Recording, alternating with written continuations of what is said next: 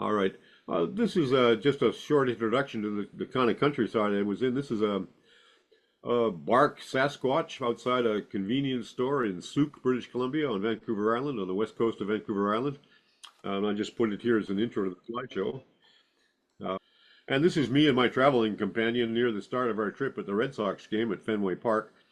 So the gentleman I'm with is his name is Ron. We were housemates in college, so we've been friends for almost 60 years. So I traveled across the country with this dude. He's a demon driver. He likes to drive. He puts the cruise control at 75, and he gets very aggressive if anybody's going slower. So I had to get him to get out of the tunnel vision of driving. And hey, let's pull over here and have a look at this. Let's take this side road. But he was amenable to all of that. So we had a good trip together. And after spending 3 weeks together, we remained friends. So that was a good stroke, I think. He's 80. I'm 78. So you can geezers on the road. That's what we got. That's what we were. And the Red Sox at Fenway Park, as you can see, we're having a hell of a good time. It was the Red Sox won that night, so it was a good show. We also went to Plymouth. This is the sailboat that's at Plymouth Rock. I'm just going to show you some woodworking type artifacts mostly, and some of the things that were important to me on this trip. I'm going nowhere near. Uh, I have about 3,000 images. I was wearing my trick glasses as well as carrying a good camera. So this I was in Owen Sound at the Stephen Hogman's gallery, Intersections Gallery. Was a very nice yarn bowl I saw there. I thought that was a particularly elegant solution.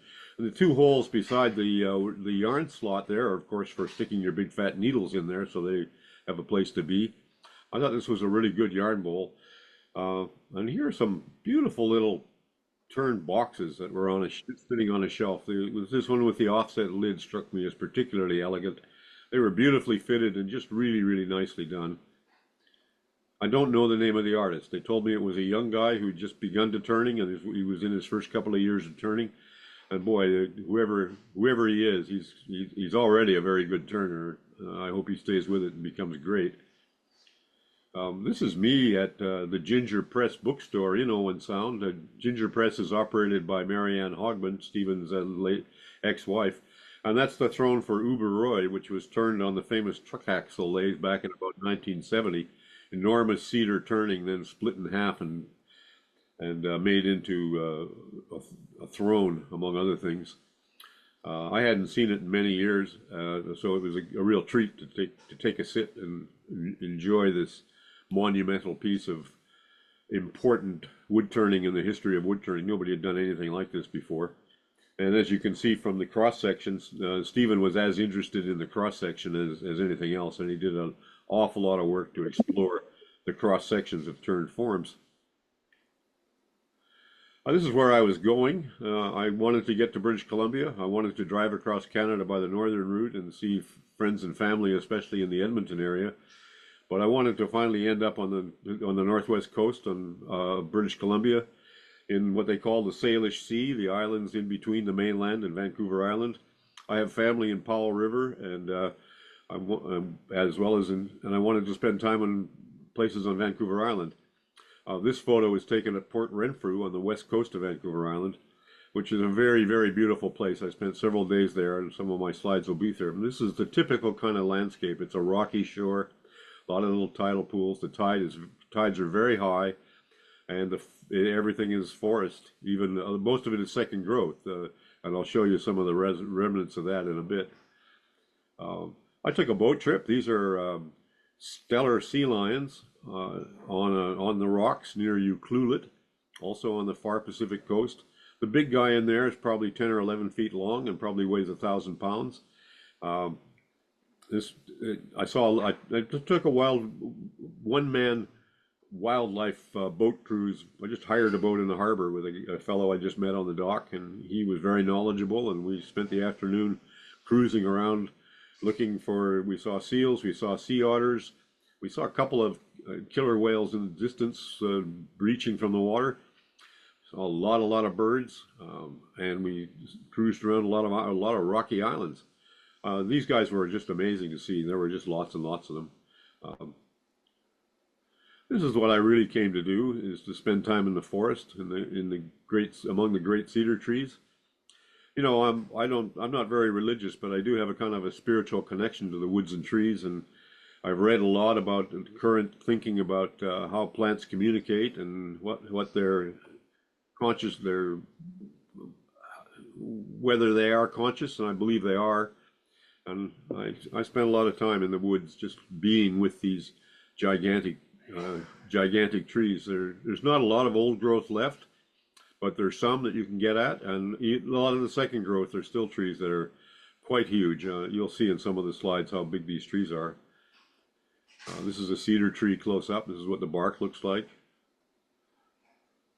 I think a slide, yeah, this is a little video in Cathedral Grove in the center of Vancouver Island. This is a grove that's been preserved with careful trails through it. These are cedars and Douglas firs and hemlocks.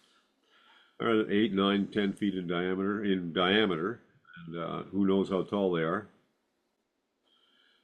This is a typical logging truck. This is a glasses shot through the car window. But I talked to the fellow who was anchoring his chains on the truck there. They log these things to about 42 to 45 feet long. So that's how long that the logs on that truck would be. And this is all second growth. And this is all going to be 2x4s. And then the slash is going to go into the digester and become either strand board, particle board, or pulp for paper. I also visiting my cousins in northern Alberta, in Hinton. They some of them work in an enormous mill that processes a lot of timber and also a lot of paper. They used to make finest white paper for books. Now the same mill makes pulp for Amazon boxes.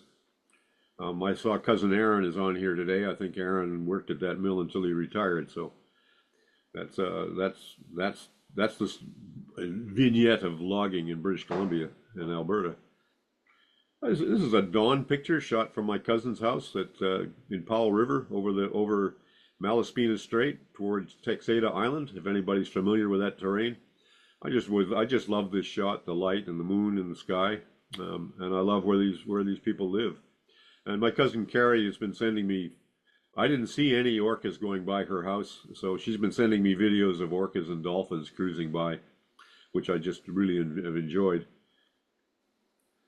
This is a sunset shot from on the far side of Vancouver Island. I just wanted to show you these as the kind of scenery that you see in that part of the world every day, and which is why I wanted to spend a big block of time there. When I was at the oyster bar in Fanny Bay, anybody who's an oyster connoisseur will know about Fanny Bay oysters and where they pack them and ship them. There's also a cafe that will serve them to you raw. I had 2 platters. And I saw this wooden car in the parking lot. It was astonishing. I don't know what wood it was, and I don't know how the guy made it, although I suspect he bent veneers over the existing car frame. But it was beautifully done. The bar is also kind of a biker bar. There are a lot of bikers in there, like older guys with Harleys and long gray beards and ponytails. And I chatted with several of them, but I couldn't find the owner of the car. I wanted to talk to him too.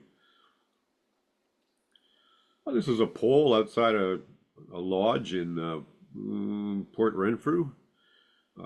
This is the style of the indigenous art from that part of the world, which I absolutely love, and I'm going to show you some more of it later. But this one struck me as a particularly nice small pole. The crest, the animals symbolized on here tell family stories and establish lineages and claim ancestral rights and important cultural heritage. I think it's amazing artwork. And when this thing stalls like that, I think it's trying to bring it. There it is. No, this is the beach. This is part of First Nations land near Port Renfrew. This is the Pachidat people. There's an enormous long sandy beach at the end of a sheltered cove where they have lived since time immemorial. The forest behind it there is second growth, but it's huge. The trees are 3-4 feet in diameter. A lot of spruce, a lot of hemlock and cedar.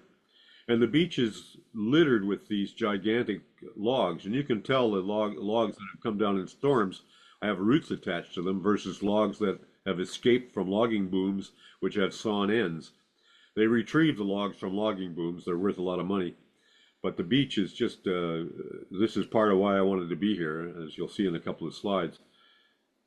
This is what the beach and the logs look like. Astonishing, just you can just see the sculpture inside the wood, or at least I can. And I've spent several days basically walking and sitting on this beach.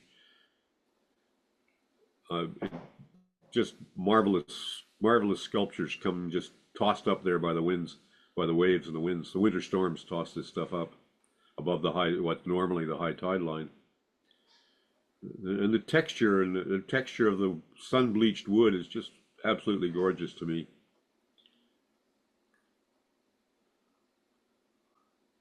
Here's the old man walking on the beach.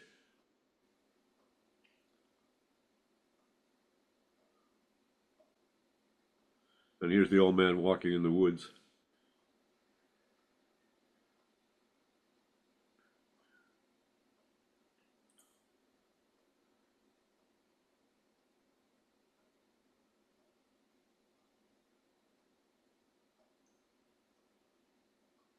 I'm going to let this one run because it goes to what they call a cultural artifact,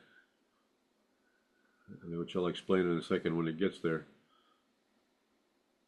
This tree here shows the evidence of pre-contact peoples having split planks off the tree. You can see that inside there. Little sign there tells you about it. Gigantic cedar tree, old growth. And when they harvest planks from the tree and leave the tree standing and alive. Amazing forestry techniques. Here's an example of the size of the tree. That's my 32-inch cane. You see trees like this alongside the road. Not only you don't have to go deep in the forest, but this is what it's like deep in the forest. It's absolutely primeval with the undergrowth and the colossal cedars and the second growth around it. And if you just sit quietly, you can hear the deep, silent, slow voices of the trees, and you can hear the birds, and occasionally a raven will come and check you out to see if you have any crackers or peanuts. And there's a looking up at the same tree. There's another old growth cedar standing beside the road. This is in Souk, also on the west coast of BC. Souk is now a suburb of Victoria. I remember Souk when it was a logging town that you had to go over a rutted gravel road to get to.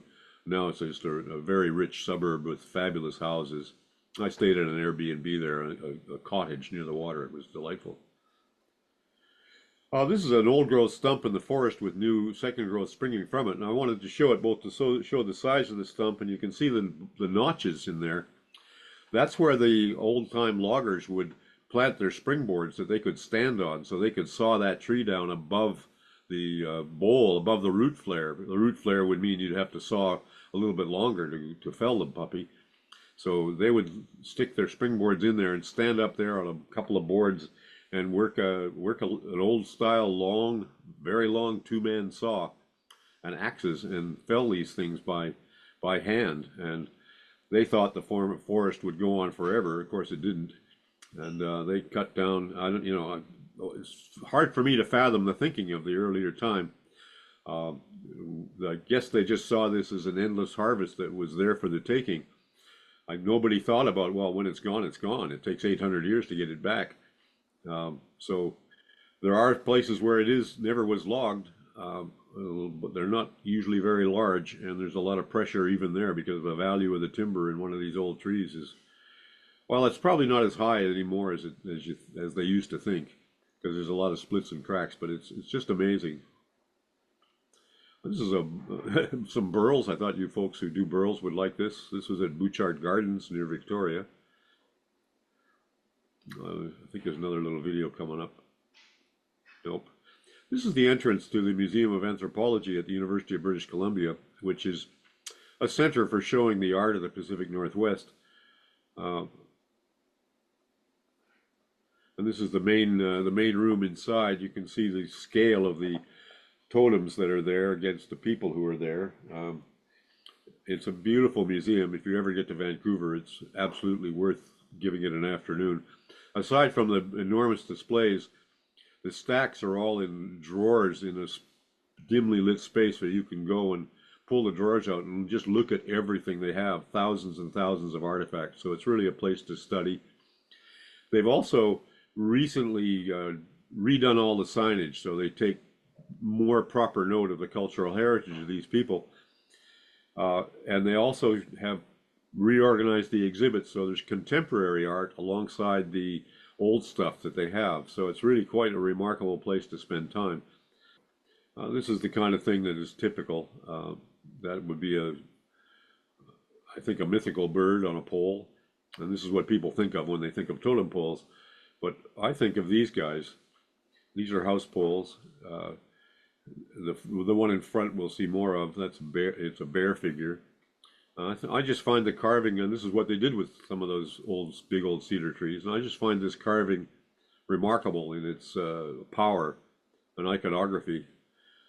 And all of these things were meant to tell stories, the same as the art we're used to from Europe, from cathedrals. The stained glass windows were meant to tell stories, and these are also meant to tell stories. Uh, there's a this is one that this one just particularly impressed me. This is a bear. There's another view of him. And behind you can see some of the iconography of the contemporary art on the walls, and a very nice cedar canoe that I didn't get enough pictures of. There's a beaver, this one guy, as you can see his beaver tail down there below. Now this thing is trying to bring up another video. This is a bear, of course, shot through the car window. All of British Columbia and Alberta is bear country, northern Alberta. You don't walk in the woods very deep without bear spray. And they have very ingenious trash cans that bears can't open, but people can. This is a bentwood box. This is one of the Northwest Coast First Nations art forms that has so long totally impressed me. The body of the box is bent out of a single plank. They would carve into the corners in an ingenious way that allowed them to soak in hot water and then bend a sharp corner, and then the fourth corner would be sewn up with cedar roots. So this was a hand-hewn plank. This box is probably 2 feet tall and 3 or 4 feet across its long side. I don't know what the carving on the face of it represents, but it certainly tells a story of the owner of the box and probably about the importance of the possessions that might have been inside it. This work is still done, as you'll see in a minute. This is a contemporary box by Doug Cranmer, also bent the same way with the deeply carved corners steamed and bent around so the wood is bent without breaking. It's an example of wood technology that is equal to any I've seen anywhere, and I've seen an awful lot of wood technology worldwide. When I did a fine woodworking story about it, a cover story way back when, issue 22, I think, the publishers accused me of going native, of forgetting our mission to focus on fine woodworking that people could understand. But to me, this is among the finest woodworking I've ever seen. Likewise, these masks, contemporary mask alongside an old mask. There's just enormous power in these things and enormously deep culture. This is a contemporary sculpture done in the 70s, designed by Bill Reed and carved by Bill Reed, Doug Cranmer, and a bunch of other people. And it's in a rotunda that they built for it. This is a very important piece. It's Raven and the First Men.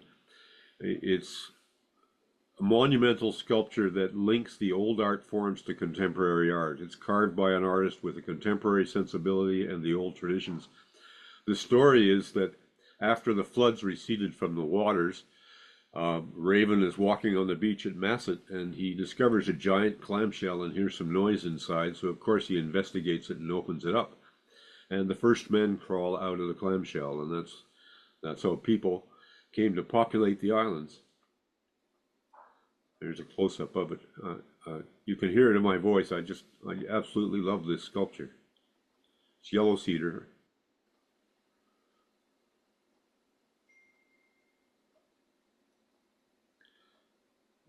And here's the old man himself with this bear. was a pair of bears that were just at the parking lot. We're in First Nations territory along the beach near, I think I'm near Tofino at this point. And that's the end of the slideshow. Wood shop.